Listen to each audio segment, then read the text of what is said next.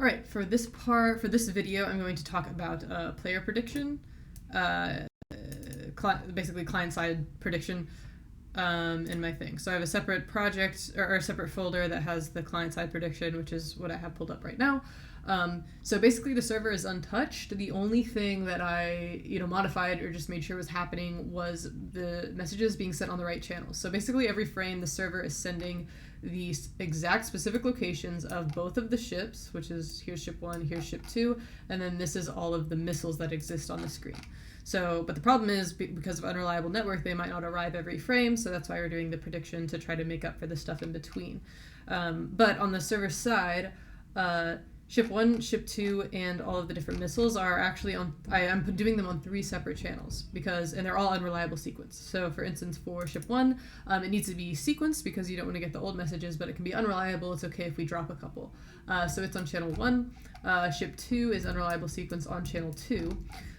For the missiles, this is where I realized I needed to put all of the missiles in one big fat message instead of sending them individually, because if you send them all individually but on the same channel, some of the move messages will get dropped for a whole missile because they arrive earlier than other ones. So I decided I'm just going to put it all in one big thing and put it on channel 3. So you just loop through all of the active missiles on the screen, add their information, and then send that whole big message on channel 3. So that's the server side.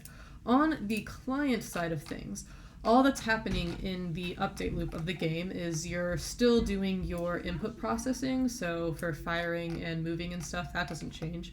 But for the movement, you're doing this little prediction part right here every time. So for the ship and for all of the active missiles on the screen, you are calling predict movement.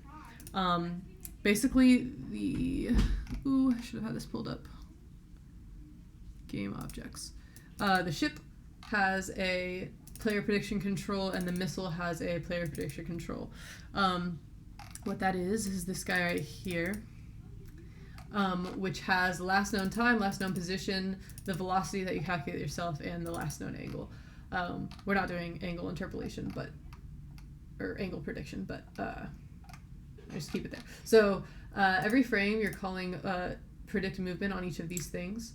So with predict movement, you go to your controller, predict position, you do the math to do last known position, delta time times the velocity to get the new position that you think you'll be at, and then you actually hard set that with setting the position angle. So you're always setting your predicted position. That's happening every frame, no matter what, as you can see right here. But if you actually do get the message from the server, for instance, if I go like a ship move message, then what happens when you execute that message is you're going to go to your ship's prediction controller and set all of the stuff that you receive. So this is all of the correct information basically. And you go in here and you calculate the new velocity right here based on all the information, and then you set all of your last known stuff right here.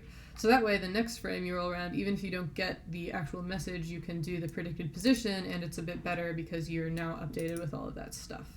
So, yeah, did I run this yet? I'm trying to think if I ran this.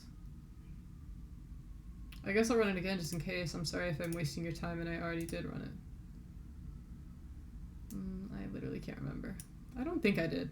Oh, and by the way, I have kind of bad network conditions right here. So there's that. Let me go back to client. So this is client on the left, server on the right.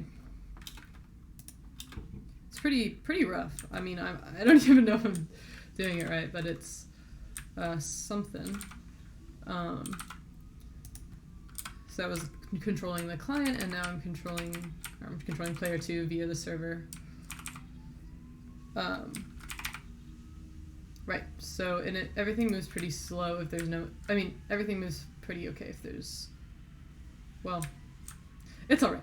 Anyway, so there's running it, and then you can look at the output for a little better understanding of what's going on. If I go to the server, you can see that all of this stuff is being sent basically every frame.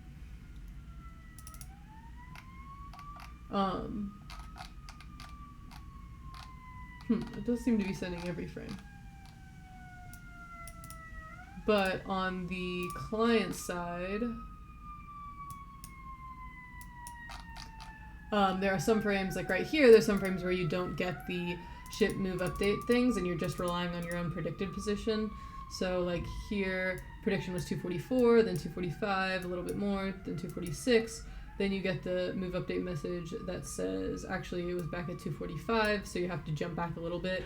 And on the frames where you get a ship move update and a ship predicted position, the positions will be exactly the same because it lines up, the math lines up so that you did it right. And then you can keep going with your prediction after that. So, woo, I'm rambling. That I think is it for client-side prediction. Next will be Dead Reckoning.